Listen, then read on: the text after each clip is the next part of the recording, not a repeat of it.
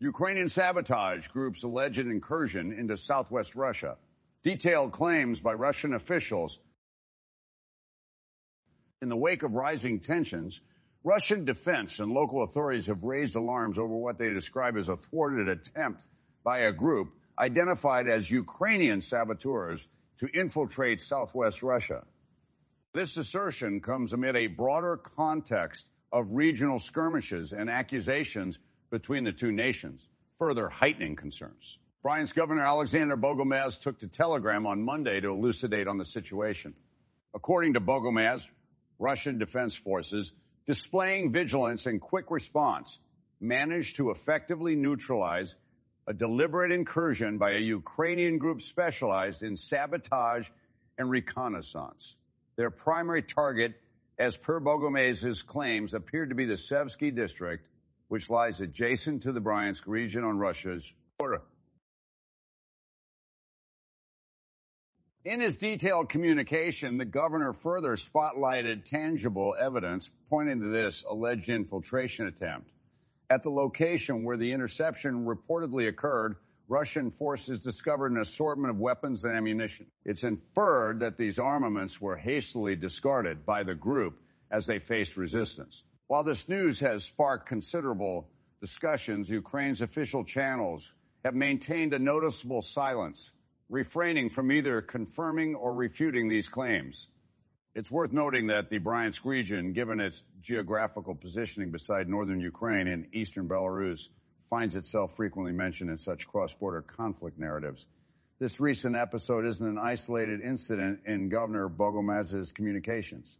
A mere week prior, he had levied similar accusations suggesting that Russian forces had successfully staved off another sabotage endeavor originating from Ukraine. That particular incident, Bogomaz stated, culminated in several alleged saboteurs either being captured or fatally wounded. The recurrence of such claims, whether substantiated or not, undoubtedly contributes to the complex tapestry of regional politics and defense postures, with both nations watching each other's moves closely. Morning update from Kiev. The Russia-Ukraine conflict deepens. As the Russia-Ukraine conflict continues to evolve, the dynamics between various world powers are taking shape. North Korean leader Kim Jong-un is reportedly gearing up for enhanced diplomatic discussions with Russia's President Vladimir Putin, focused specifically on progressing arms negotiations. This development has been closely observed by the United States, with a National Security Council spokesperson, Adrienne Watson, highlighting the ongoing arms dialogues between Moscow and Pyongyang. They're complicating the geopolitical environment. Russian Defense Minister Sergei Shoigu hinted at the possibility of joint military drills with North Korea. Meanwhile, the Black Sea grain deal remains a contentious point. Following his recent talks with the Turkish leader, Vladimir Putin emphasized that Russia's return to the agreement is conditional on the lifting of restrictions on their agricultural exports. Unfortunately, the meeting failed to produce any significant resolutions and was overshadowed by fresh Russian assaults on Ukrainian ports. On another front, Romania has stepped in to clear the air regarding claims of Russian drone attacks on its territory adjacent to a Ukrainian Danube River port. The Romanian foreign minister refuted these reports, which had been previously disseminated by Ukrainian officials. Within Ukraine, the intensity of the conflict has magnified. Russian forces have escalated their offensives, targeting civilian zones in Zaporizhzhia, Kharkiv, and Donetsk. This aggression led to several casualties, although exact numbers remain unspecified. In response, the Ukrainian military has heightened its operations, especially around Melitopol, demonstrating hands-on governance during these turbulent times. Ukrainian President Volodymyr Zelensky ventured to frontline locations in the Zaporizhzhia and Donetsk regions. During this visit, he interacted directly with his troops, recognizing their valiant efforts with state awards. Amidst this backdrop, allegations of cross-border incursions have surfaced again, with the governor of the Bryansk region claiming to have foiled an intrusion attempt by Ukrainian sabotage units. Election dynamics in the region are also witnessing a shift as Russian officials promote the idea of holding elections in 4 previously annexed Ukrainian regions. These elections, however, are being held under dubious circumstances, prompting Ukraine's national resistance center to question their legitimacy. Finally, a notable change in leadership dynamics sees President Zelensky nominating Rustem Umerov, a respected Crimean Tatar, as the head of the defense ministry. Umerov, already an established figure in high-stakes dialogues like the Black Sea grain deal and prisoner exchanges, is set to bring his extensive negotiation experience to the fore. As these situations continue to unfold, the world watches with bated breath, awaiting the subsequent strategic moves from all involved parties. Not the escalation of drone attacks. A shift in Ukraine's military tactics.